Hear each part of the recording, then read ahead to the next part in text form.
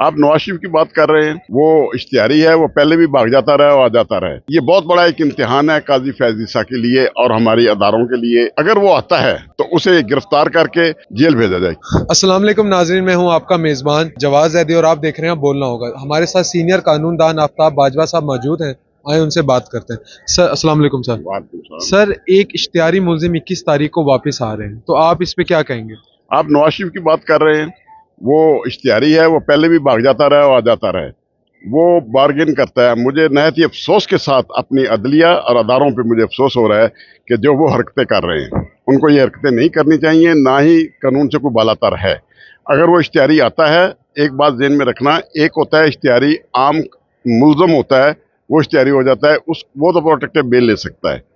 एक मुजरम है सजा याफ्ता, उसके लिए प्रोटेक्टिव बेल का कोई कानून नहीं। इस वक्त ये बहुत बड़ा एक इम्तिहान है काजी फैज ईसा के लिए और हमारी अदारों के लिए। लिहाजा मैं ये चाहूँगा कि इस वक्त अगर वो आता है तो उसे गिरफ्तार करके जेल भेजा जाए, क्योंकि जब हम यहाँ से एक किसी मुल्ज़िम की सज़ा को सस्पेंड कराते हैं, उसकी अपील लगती है, अपील खारिज हो जाती है, हम सुप्रीम कोर्ट जाते हैं तो हमें कहते हैं जैन जी जेल से इसका वकालतनामा लाए, इसको सरेंडर कराएं। पहले हमारे लिए तो कानून ये है, आम आदमी के लिए कानून भी यही है। नवाज शरीफ को पहले सरेंडर करना होगा, गिरफ्तारी देनी होगी और उसका वकालतनामा जेल से तस्दीक होकर सुप्रीटेंडेंट का आना होगा, तो फिर उसकी कोई अपील या कोई रेट उसकी मेंटेनेबल होगी, वरना वो मेंटेनेबल नहीं होगी। इन हालात में मैं आर्मी चीफ से ये गुजारिश करूंगा कि ये वक्त है, इस वक्त ये वक्त है कि आपने रूल ऑफ लॉ की बात करते हुए काजी फैज ईसा के साथ मिलकर इस मुल्क को नए सिरे से मुआशी बुरहान से निकालना है। इस मुआशी बुरहान से निकालने के लिए ज़रूरी है इन इश्तिहारियों को कोई किसी किस्म की रायत के ये मुस्तहिक नहीं है। अच्छा सर, अब जो भी इश्तिहारी होता है वो तो मतलब आराम से गिरफ्तार हो जाता है। नवाज शरीफ साहब को बड़ा प्रोटोकॉल लग रहा है, जैसा कि आपने कहा, तो इस पे क्या राय है आपकी? ये जो प्रोटोकॉल लग रहे हैं, इनके ज़हन में ये था कि काजी फैज ईसा चीफ जस्टिस बन जाएगा। जब भाई था वज़ीर आज़म उस वक्त तो आया नहीं।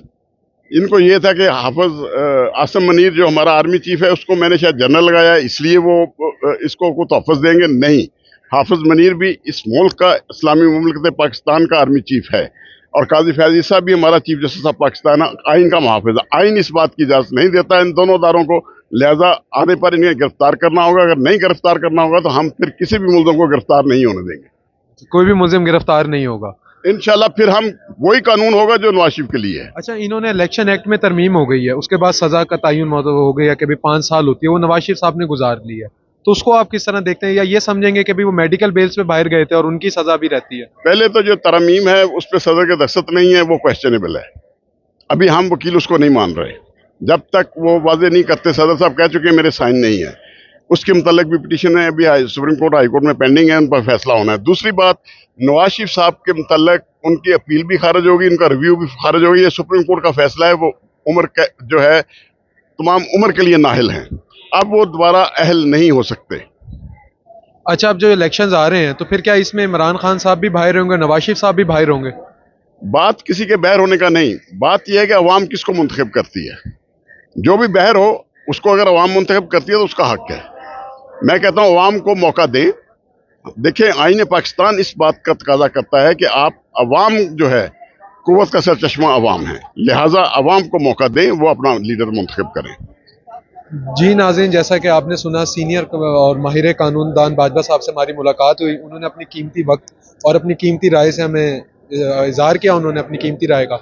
इसी के साथ अपने मेज़बान को दें इजाज़त, मिलते हैं एक नए प्रोग्राम के साथ, तब तक के लिए अल्लाह निगहबान।